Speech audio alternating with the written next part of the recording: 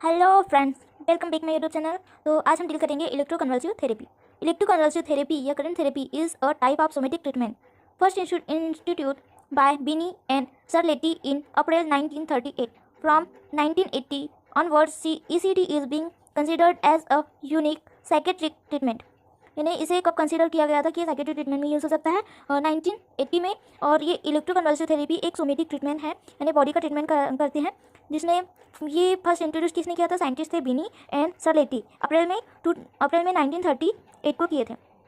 इसकी डेफिनेशन यहाँ से स्टार्ट होती है। Electroconvulsive therapy is a artificial induction of a granular seizure through the application of electrical current to the brain.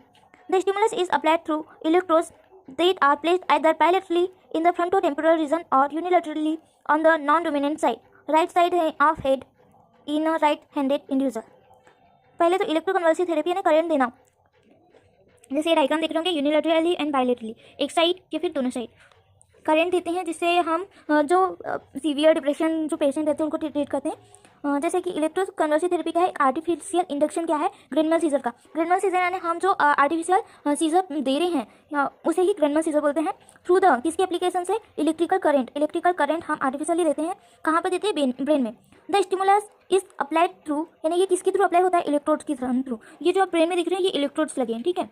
Then that are placed either bilaterally, यानी bilaterally यानी दोनों side, both side देते हैं, और यूनिलैटरली यानी one side, unilaterally right side of head in a right handed individual. इसका मतलब ये है कि यानी जैसे आपका डोमिनेंट हैंड अगर राइट है तो आप लेफ्ट साइड देंगे, अगर डोमिनेंट हैंड आपका लेफ्ट साइड है तो राइट साइड देंगे, क्योंकि बहुत ज़्यादा इफेक्ट करता है।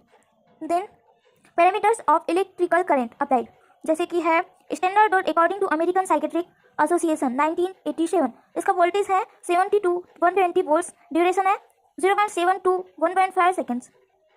देन ड्यूरेशन कभी भी सेकंड में देखना, सेकंड में रहता है, मिनट में नहीं रहता, याद रखिएगा। Type of seizure produced, seizure का टाइप कौन सा? ग्रेनुलर सीजर है, इसकी भी 2 टाइप है, एटोनिक एंड क्लोनिक। ये टोनिक फेज में है, लास्टिंग फॉर 10 to 15 सेकेंड, यानी जो टोनिक है वो 10 to 15 सेकेंड के लिए होता है, और जो क्लोनिक है वो लास्टिंग फॉर 30 to 60 सेकेंड के लिए। अब इसका मैकेनिज्म ऑफ एक्शन देख लेते हैं। The exact mechanism of action is not known, यानी एग्जैक्ट मैकेनिज्म ऑफ एक्शन के बारे में नहीं पता है। One hypothesis states that ECT possibly affect the catecholaminergic pathways between diencephalon from where seizure generalization occur, जहाँ पर सीजर जनरलाइज होता है वो, and the limbic system which may be responsible for mood disorder also involve the hypothalamus। इसमें hypothalamus भी involve होता है। ये कहाँ अफेक्ट करता है? कैटेकोलामाइन पाथवे में, हमारे जो डायसेफेलान है उसमें, जहाँ पर क्या होता है? जनरलाइजेशन यानी सीजर का ओरिजिन होता है। Then the limbic system which may be responsible for the mood disorder, इसको अफेक्ट करता है, जिसकी वजह से जो भी प्रॉब्लम होती है वो ठीक होती है। देन है type of ECT, type he techniques दोनों एक ही है। पहला है direct ECT। In this ECT is given in the absence of anaesthesia and muscle relaxation. In this is not a commonly used method now, यानी अब ये commonly use नहीं होता है, ये पहले होता था, प्रीवियसली लॉन्ग टर्म तक यूज़ होता था, लेकिन अब क्या है कि मॉडिफाई ECT आ गया है। मॉडिफाई में क्या है? Here ECT is modified by drug introduce muscular relaxation and general anaesthesia. क्या करते हैं? पहले ECT देने के पहले ये जो एनेस्थीसिया है और मसल रिलैक्सेशन ये प्रोवाइड करते हैं, तो उन्हें पेन कम होता है। देन है frequency and total number of ECT। कई लोग क्या करते हैं, जो इसकी डायरेक्ट ECT है तो मॉडिफाई की जगह इनडायरेक्ट लिख लेते हैं, तो याद रखिएगा डायरेक्ट ECT और modify ECT, not a indirect ECT, okay. Then frequency and total number of ECT। Frequency कितने बार हम ECT प्रोवाइड कर सकते हैं, जैसे इसकी फ्रीक्वेंसी है 3 टाइम पर वीक और एज इंडिकेटेड, डॉक्टर के अकॉर्डिंग यानी कम से कम 3 टाइम दे सकते हैं वीक में। Then total number 6 to 10 up to 25 may be preferred in indicated, यानी सीजन में 6 to 10 एंड मंथ में 25 may be performed as indicated. Then application of electrodes bilaterally and unilaterally. तो बायलैटरली हम कहाँ प्लेस करते हैं? Each electrode is placed 2.5 to 4 centimetre and 1.5 inches above the midpoint on a line joining the tragus of the ear and the lateral canthus of the eye।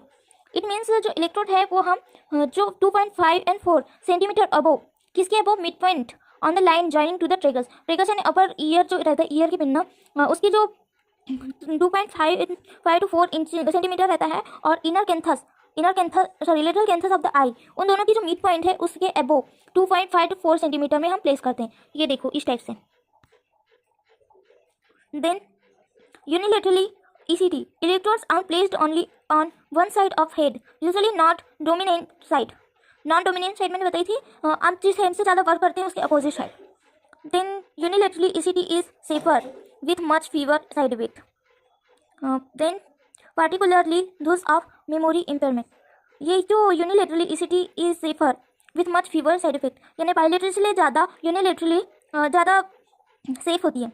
Then indication, indication में सबसे पहले तो आएगा major depression, और दूसरा क्या आता है, दूसरा आता है मेलेनकोलिया। अगर आप मेजर डिप्रेशन फर्स्ट पॉइंट डालेंगे और सेकंड डालेंगे मेलेनकोलिया, तो वो भी आपका पॉइंट में जुड़ेगा, क्योंकि ये दोनों मेजर इंडिकेशन में आते हैं। तो जैसा major depression with suicidal risk, यानी जो ज़्यादा ही डिप्रेशन में सुसाइड करना चाहता है, जो स्टूपर है, एक घंटे में बैठा है एकदम शांत, पुअर इंटेक ऑफ फूड, जो खाना नहीं खा रहा है और फूड एंड फूड इंटेक नहीं कर रहा है, उस कंडीशन में melancholia with psychotic features and unsatisfactory response to drug, यानी अगर कोई ड्रग ले रहे हैं तो उसमें जो रिस्पॉन्स होना चाहिए तो वो नहीं मिल पा रहा है, और वेयर ड्रग आर कॉन्ट्राइंडिकेटेड और हैव सीरियस साइड इफेक्ट्स।